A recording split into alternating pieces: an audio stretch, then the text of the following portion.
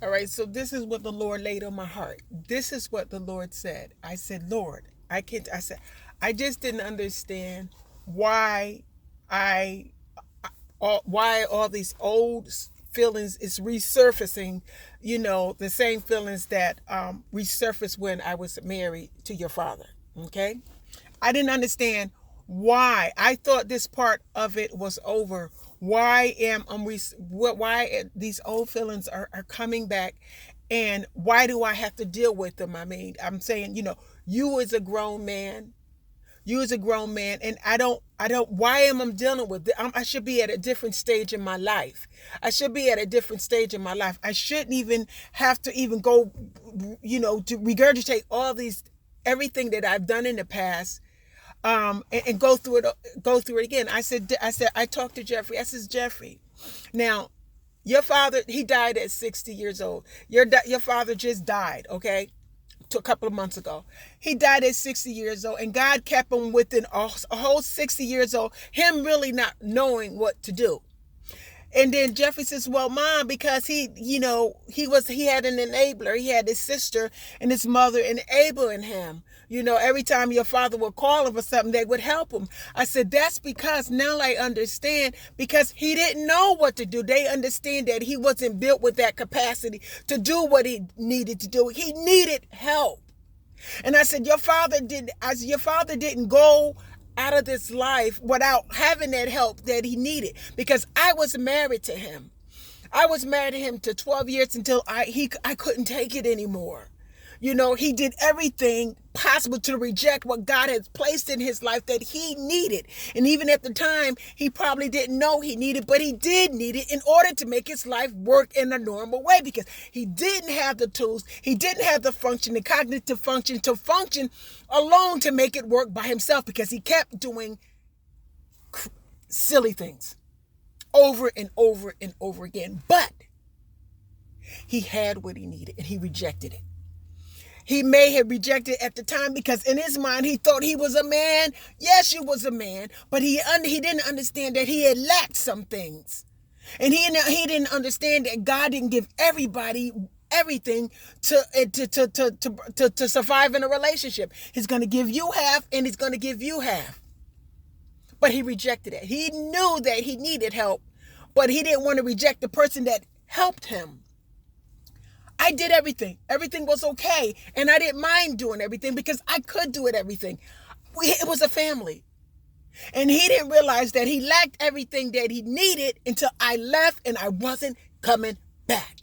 And it was all too late to correct anything, because after everything he done to me, and after everything he done to himself, and after everything he done to his children, there was no turning back. It was over.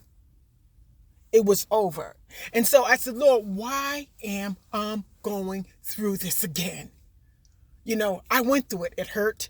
Now I'm going through it now, and it's hurt, and it's my son, and I don't have to deal with this. He's grown. This is what the Lord told me. It's not for me. It's not for me. It's not for me to go through it again. It's to give to instruction for you to pick the person that you need to help make your life work, and not resent the person that God has placed in your life, because they know how to do things that you don't know how to do. So what you need to do is accept some things. Accept the fact that I don't know how to do it.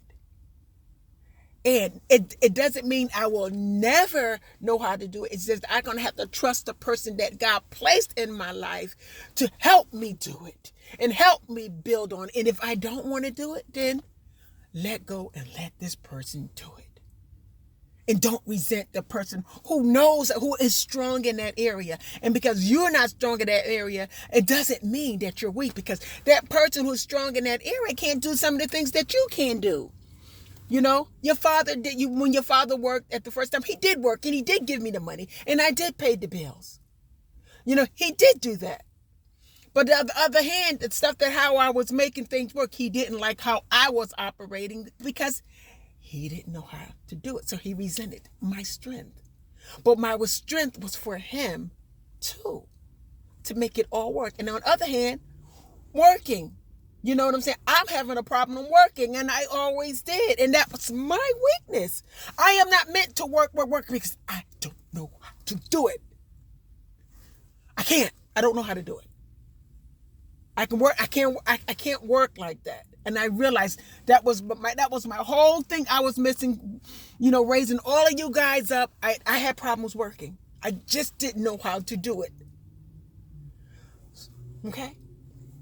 So, what you need to do is, if you want to make your life work, if you want it to be cohesive and in harmony, accept who you are. And when that person come into your life to help make your life work, you're going to realize that you're going to know that person because you know what your deficits are. So you're going to say, if this person come and make this work, don't hate that person for doing it. You need to embrace that. On the other hand, certainly you got something, that person that's going to help you in your life, you got something that they don't have. So if that person can honor you and respect you of who you are and what you bring in, and how do you make this wonderful relationship wonderful, they need to embrace that. And don't say, oh, you're this and this and that, or you this and this and that, or you're not smart this, and you can't do this, and why are you doing this? No. You know why they're doing it. You do it better. So you do it, and don't dishonor or chop down that person for what they can do, because they're not going to be able to do it.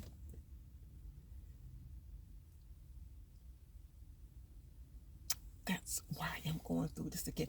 It don't have to be a fight. It's for you. I said, okay. He died. He died. Okay. He died. He died with people in his life knew what he couldn't do. And after a while, I understood what he couldn't do,